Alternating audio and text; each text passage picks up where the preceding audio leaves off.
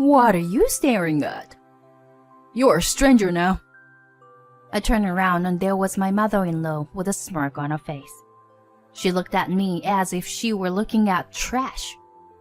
I had a lot on my mind, but I tried to keep my composure and sat back.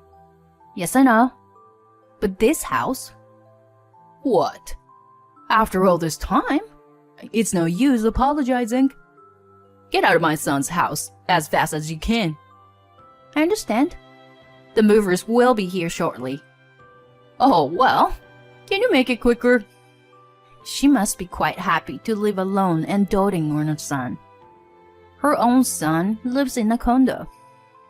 Now all that is left is for me to get divorced and for me to leave, and all will be well for her. She must be thinking like that. But I'm sorry to hear that. Do you think you can get what you want after mocking people so much? I won't let that happen. I'm going to push you to the limit. My name is Cecile. I am 29 years old. I got married 2 years ago, and now I work for a company. I met my husband Douglas 4 years ago. He was working at a factory that was a subcontractor of our company. We first met at a business meeting. I was one in charge of the meeting, and I went to the factory, but he was also the liaison. In between meetings, we began to do small talk and naturally grew closer. We became attracted to each other, and eventually he asked me to go out with him. After 2 years of dating, we successfully made it to the finish line. My family and colleagues congratulated me, but my good friends were a little concerned. The reason was that my husband's income was lower than mine. My company is a fairly large one, and even I, as a woman, earn nearly twice as much as my age. In contrast, my husband, who is the same age as me, earns less than half my income. Why would you marry someone who earns more than half as much as you do? I was asked many times by good friends, but I didn't care about money. I have never had much of an appetite for material things, and I buy only the bare minimum of clothing. I have plenty of money saved up, and if I had to spend it on someone I liked, I wouldn't begrudge it. That's what I thought. Now, because of this personality, I didn't mind marrying Douglas. But I didn't realize at the time that my marriage to Douglas was going to be a huge mistake for me. After about a year of marriage, we moved to a condo. The reason was that my husband started saying that he wanted to live there at least once in his life. I was against it at first because it came out of the blue. But once he starts talking, he never backs down. On this particular day, he started talking to me again. Let's move to a condo. You're talking about that again. I'd rather save up and buy my own home than move to a place like that. In this day and age, owning your own home is nothing but a disadvantage. It costs a lot of money for the land, and it takes a lot of time and effort to maintain. On the other hand, with a condominium, the management company takes care of everything. That's true, but... Right? And their security is the best. I'm just worrying about you. You worry about me? I still don't know if my husband really thought so at the time. It may have been just a stopgap lie to get us to move to a condo. Still, I felt that he was thinking about me that much. I was so pleased with my husband's love that I listened to his request. We decided to move to a condo. Naturally, all the initial and moving costs were waiting for me. I was also the owner of the condominium, but he and I accepted it as a matter of course. However, right after we moved in, I began to feel uncomfortable. It was because my mother-in-law started to stay at the condo on a regular basis. Of course, it was my husband who invited her, but even so, it was too frequent. At first, it was once a week, then 2 days a week, then 4 days a week, and the frequency of visits gradually increased. Today, when I came home again, I found my mother-in-law in the living room. I was stunned, but she smiled and started talking. Oh my God, Cecile! Welcome home. What are you doing in our house, Joanna? Oh, you didn't hear? Douglas gave me a duplicate key the other day. He said I could come over whenever I wanted. That's why I came early today. I didn't know that. And I didn't know that you would just show up without any notice. That's fine. We're a family. I don't need to call you every time I go to my son's house. Oh no. I was at a loss for further words because of the difference from my common sense. In contrast to my standing still, my mother-in-law started humming and rummaging through the refrigerator. Finally, she took out the cream puffs I had bought. I'm hungry, so I'll have some. And started eating them without permission. I couldn't believe it. Did my mother-in-law really have such a lack of common sense? No matter how much she's my mother-in-law, doesn't she usually not have this much discretion? I was surprised that my own common sense and that of others were so different. The reason why I couldn't speak out strongly was because she was my husband's mother. I had a lot of things I wanted to say, but I could not say them to my mother-in-law. So one evening, I decided to talk to my husband about it. Hey, Douglas, about your mother. Could she come a little less often? My husband frowned and said in a pained tone, Oh, why are you unhappy with my mother's visit? I mean, it's fine for her to come to our house. It's just that she comes too often. Besides, why did you have to give your mother a duplicate key? It's just that when I come home from work, and she is there, I'm surprised and I don't feel at ease. She's family too. She cares about us, so don't talk like that. That's not what I'm talking about. Anyway, I'll let her do whatever she wants. You're just my wife, so don't be too bossy with my mother. My husband, who was so kind to me when we were dating, and yet, and at the beginning of our marriage, seemed to have changed recently. Especially when it comes to my mother-in-law, he relentlessly stands up to her and blames me. My husband puts my mother-in-law before me. This was the moment when I became aware of the discomfort I had been pretending not to notice. After I told my husband about this, he started coming home late. He had rarely worked overtime in the past, but now he comes home in the morning several times a week. The fact that my husband comes home late inevitably means that he spends more time with his mother-in-law. Although they don't live together, my mother-in-law had started to stay over without a care in the world. Each time, she complained about my housework. These side dishes are not well seasoned. A wife should take care of the house, not a job. That's why Douglas doesn't come home anymore. The list goes on and on. All of these are unreasonable arguments. Every time she complains, my heart's gradually worn away. My husband doesn't come home very often, and when I try to talk to him, he gives me a disapproving look. I have been unable to tell him what was going on. Then one day, on a holiday, my husband had gone out in the morning. My mother-in-law also did not come today.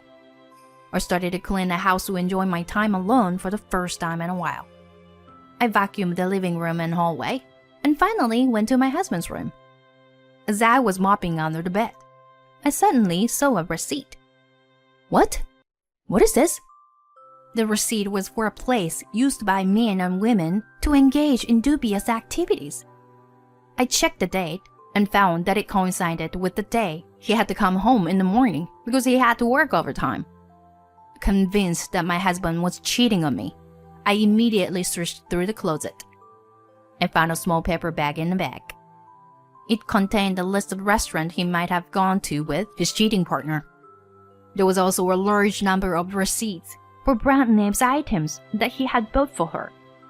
Douglas had recently asked me to reduce our living expenses in the name of saving money for our newborn child.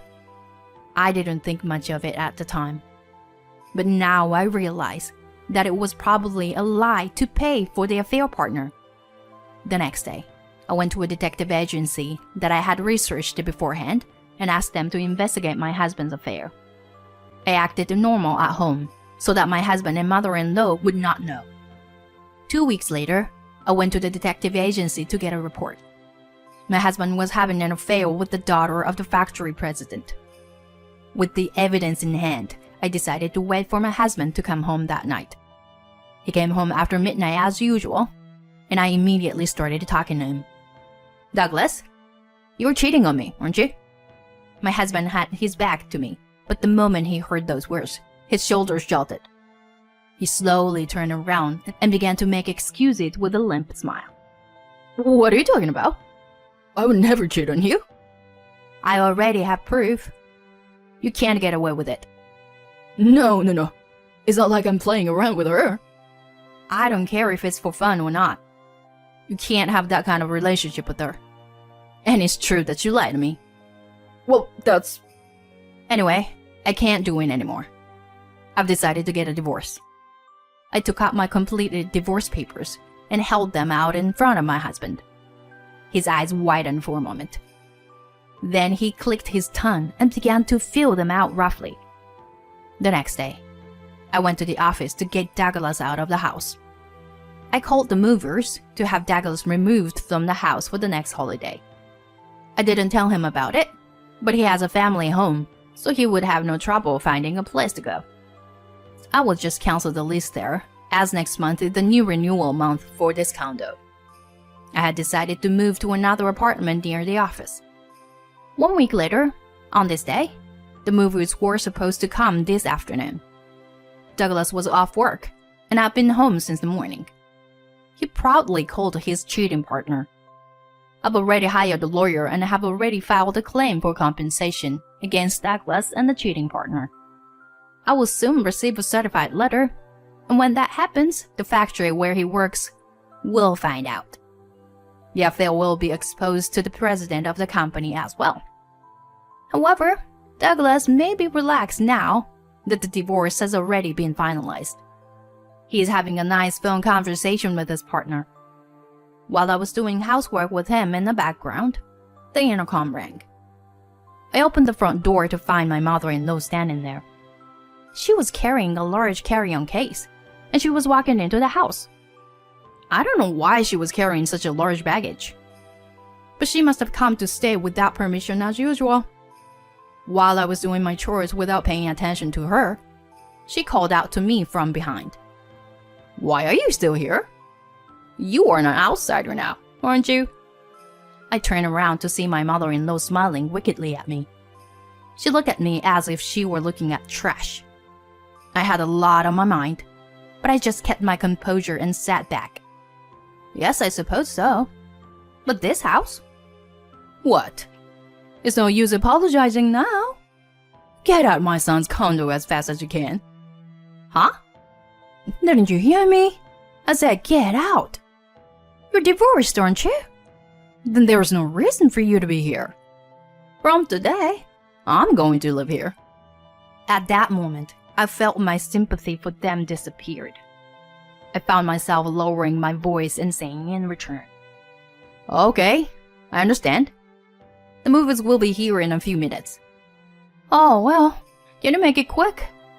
"Even just for a second. I guess she is quite happy to live alone with her son. After all, her own son lives in a condo. All that is left is for me to get divorced and for me to leave, and all will be well for her." She must be thinking like that. But that's unfortunate. Do you think you can get what you want after mocking people so much? I won't let that happen. I'm going to drive you to the brink. And there you are. The movers arrived just in time. I unlocked the entrance and invited them in. "Please take care of everything in that room. Oh, and please leave the living room as it is." I gave the order, and the contractors entered Douglas's room and immediately began working. "Hey, what's going on? What do you mean? You're the one who's leaving. So why don't you just move your stuff out?" Apparently, Douglas really thought he could continue to live in the house after the divorce. This place was originally contracted in my name, and I had paid the rent. Anyone who thinks about it knows that he won't be able to live here if he gets divorced. And his mother, she also really thought that she and her son would be able to live in the house after I left. This is why she came all the way here today with her large luggage. What do you mean? I said coldly to my mother-in-law, who was yelling at me. What's the meaning of all this? Do you know why I divorced him in the first place? It was because he cheated on me. So what? You are a narrow-minded woman who can't forgive a man's cheating or two. Don't you dare sit on your hands like that. What did you say? Perhaps you don't know that this room is rented in my name, and that I have been paying all the rent. What do you mean? I thought Douglas was renting this condo. My mother-in-law looked at my ex-husband, but he quickly looked away. He was probably lying to make himself look good. Meanwhile, more and more of Douglas's stuff was being moved out. Hey, where are you taking my stuff? He was panicking, so I said to him, "Where's it going to?" "Your parents' house." "It's good that you have a place to go." "Well, I don't know what your strict father will say." Wait a minute. If my dad finds out about this, I beg you, please, forget me. I'll do anything. If you will do anything, then get out of my sight right now. I'll never forgive you and your mother. You are a distraction to my life. You're disgusting. Get out of my life. We've been together this whole time. We trusted each other as husband and wife. Who is the one who broke that trust? You live in a condo you want. You let your mother do whatever she wants. And you betrayed me behind my back. How's that? Satisfied? I bet you must have been very vain to be able to live in a tower locked with your wife's money. Cecile, don't say that. Let's talk about it. Let's talk. No. Get your mother and get out of here. I'm not the one who's living in this room. You are. I guess they were surprised by my anger, which I had never shown before. Douglas and my mother-in-law grabbed their belongings and ran away. Then, they went back to their hometown. At first, they kept the divorce from my father-in-law. However, he found out everything by the certified letter from the lawyer's office. My father-in-law was furious and kicked Douglas out of the house, disinheriting him. My father-in-law called me to ask about the situation, so I told him about it. He told me that he had finally decided to divorce my mother-in-law. They were kicked out of their house and moved into a one-room apartment. However, when the president of the company he worked for found out about the affair, Douglas was fired immediately. Douglas was also cut off from the daughter of the company president with whom he was having an affair. He lost his job and had nothing left. Now, he and his mother are working part-time to make ends meet. He got what he deserved. Suck on that. As for me, I have moved to an apartment near my office. I'm living a peaceful life. I am now able to save a lot of money for rent and living expenses. Now that I'm single again, I'm thinking of going on a trip by myself again. I think about it as I look at the travel brochure I saw. From now on, it would not be a bad idea to try to live for myself. I was finally able to think this way.